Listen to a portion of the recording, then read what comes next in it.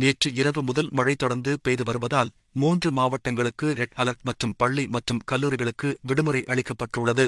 வங்கக்கடலில் உருவாகியுள்ள ஆழ்ந்த காற்றழுத்த தாழ்வு மண்டலத்தால் சென்னையில் ஓரிரு இடங்களில் 28 மற்றும் 29ஆம் தேதிகளில் கனமழைக்கு வாய்ப்பு உள்ளதாக வானிலை ஆய்வு மைய தென்மண்டல தலைவர் பாலசந்திரன் தெரிவித்துள்ளார். மேலும் மயிலாடுதுறை, நாகப்பட்டினம், திருவாரூர் மாவட்டங்களில் இன்று அதிக கனமழைக்கான ரெட் அலர்ட் விடுக்கப்பட்டுள்ளது.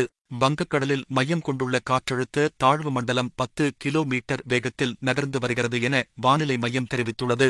தென்கிழக்கு வங்கக்கடலில் உருவான காற்றழுத்த தாழ்வு பகுதி காற்றழுத்த தாழ்வு மண்டலமாக வலுவடைந்துள்ளது.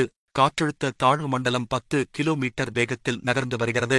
நாகப்பட்டினத்தில் இருந்து தென்கிழக்கு திசையில் சுமார் 630 கிலோமீட்டர் தொலைவில் தாழ்வு மண்டலம் அமைந்துள்ளது. காற்றழுத்த தாழ்வு மண்டலம் டெல்டாவை நோக்கி நகர்ந்து வருகிறது.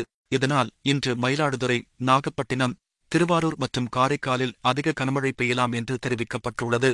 செங்கல்பட்டு, காஞ்சிபுரம், விழுப்புரம், சென்னை, புதுச்சேரி, கடலூர், காரைக்காலில் கனமழை பெய்து வருகிறது. காற்றழுத்த தாழ்வு மண்டலத்தின் நகர்வு காரணமாக தமிழகத்தின் கடலோர மாவட்டங்களில் அடுத்த 4 நாட்களுக்கு கனமழை பெய்யும். காற்றழுத்த தாழ்வு மண்டலம் வலுவடைந்து வருவதால் அடுத்த 5 நாட்களுக்கு மீனவர்கள் கடலுக்கு செல்ல வேண்டாம் என எச்சரிக்கை விடுக்கப்பட்டுள்ளது. தற்போது உருவாகியுள்ள காற்றழுத்த தாழ்வு மண்டலம் ஆச்சரியத்தை ஏற்படுத்துவதாக உள்ளது.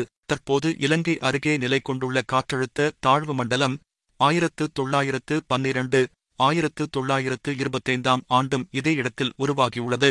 அதே மாதத்தில் அதே இடத்தில் புயல் சின்னம் உருவாகி அதே வழித்தடத்தில் பயணிப்பது வானிலை ஆய்வாளர்கள் மத்தியில் ஆச்சரியத்தை ஏற்படுத்தியுள்ளது.